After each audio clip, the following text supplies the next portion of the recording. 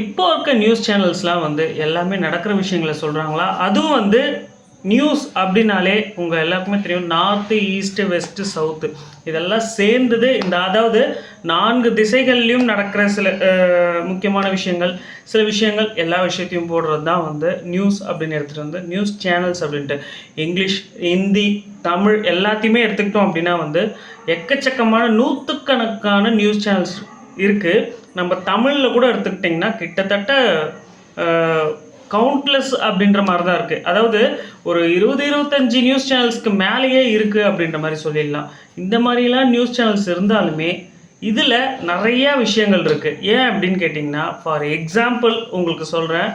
Jaya news எடுத்துக்கிட்டிங்கன்னா அவங்களுக்கு ஃபேவரபுளாக மட்டும்தான் நியூஸ் சொல்லுவாங்க. சன் டிவி எடுத்துக்கிட்டிங்கன்னா டிஎம்கே, அதுக்கப்புறம் கலைஞர், அந்த மாதிரிலாம் வந்து சில நியூஸ் சேனல்ஸ் இருக்குது. இந்த நியூஸ் சேனல்ஸ்லாம் வந்து என்ன பண்ணுறாங்கன்னா அவங்களுக்கு ஃபேவராக தான் சொல்லுவாங்க. இதுலேயும் சம்டைம்ஸ் எல்லா நியூஸ் சேனல்ஸுமே சில விஷயத்தை வந்து ஹாட்டாக ஏதாவது ஒரு விஷயம் ஹாட் டாபிக் ஏதாவது மாட்டிச்சு அப்படின்னா வந்து அவ்வளோதான் முடிஞ்சுது. ஏன் அப்படி சொல்கிறேன் அப்படின்னா, டெய்லியும் நியூஸ் பார்க்குறேன் நான்.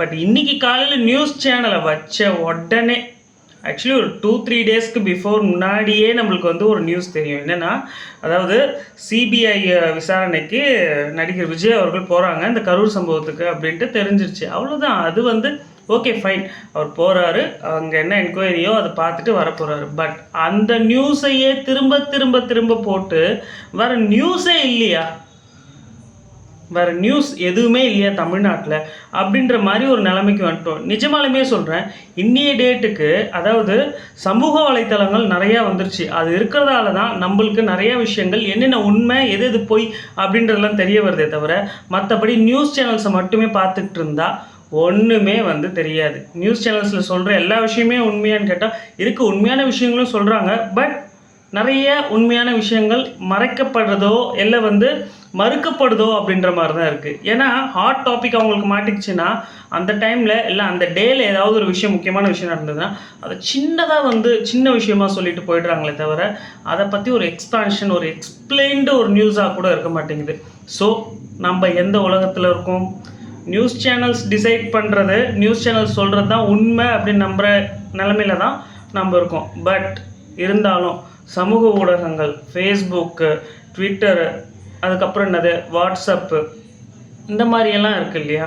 ஸோ இந்த மாதிரி இடத்துலையும் வந்து சமூக வலைத்தளங்கள்லையும் நம்மளுக்கு வந்து சில உண்மையான விஷயங்கள் நடக்கிற விஷயங்கள்லாம் வந்து தெரியுது. ஸோ சமூக ஊடகங்கள் இருக்கிறதால தான் நிறைய உண்மையான விஷயங்கள் நமக்குலாம் தெரிய வருது. இல்லை அப்படின்னா வந்து நியூஸ் சேனல்ஸ் மட்டும் பார்த்துட்டு இருந்தோம்னா வேலைக்கே ஆகாது. ஸோ எதுக்கு இன்றைக்கி இதை சொன்னேன் அப்படின்னா, ஒரு ஹாட் டாபிக் மாட்டிக்கிச்சுன்னா அவங்க டிஆர்பி ரேட்டை ஏற்றிக்கணும், அவங்க சேனலோட டிஆர்பி ரேட்டை ஏற்றிக்கணும் அப்படின்றதுக்காக தான் வந்து என்னென்னா ரிப்பீட்டடாக ஒரு நியூஸை போட்டுக்கிட்டே இருக்காங்களே தவிர வேறு ஏதாவது ஒரு விஷயம் இருக்கா? எவ்வளோ விஷயங்கள் இருக்குது, மக்கள் பிரச்சனைகள்.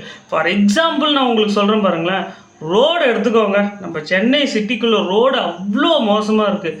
அதை பற்றி ஏதாவது போடுறாங்களா? அதை பற்றி அவங்க நியூஸ் சேனல்ஸில் போட்டால் நாளை பின்ன அந்த ரோடை கவர்மெண்ட்டோ இல்லை கார்பரேஷனோ சரி பண்ணிட்டா கூட அவங்க சேனலுக்கு தானே வந்து ஒரு நல்ல பேர்.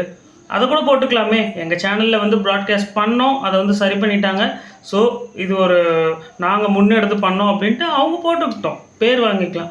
பட் அதெல்லாம் தவிர்த்து ஏதாவது ஒரு விஷயத்த ரிப்பீட்டடாக போட்டு மக்களோட மைண்டை அதுக்குள்ளேயே போக வச்சிடுறாங்களே தவிர வேறு ஒன்றுமே பண்ணுறதில்ல.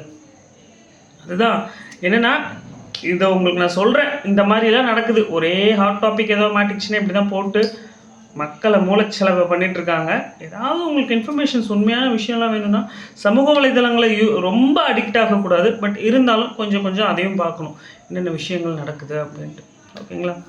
வீடியோவில் சொன்ன விஷயங்கள் உங்களுக்கு பிடிச்சிருக்கும்னு நினைக்கிறேன். பிடிச்சிருந்தா சேனலை சப்ஸ்கிரைப் பண்ணுங்கள். நெக்ஸ்ட் வீடியோவில் பார்க்கலாம். நன்றி.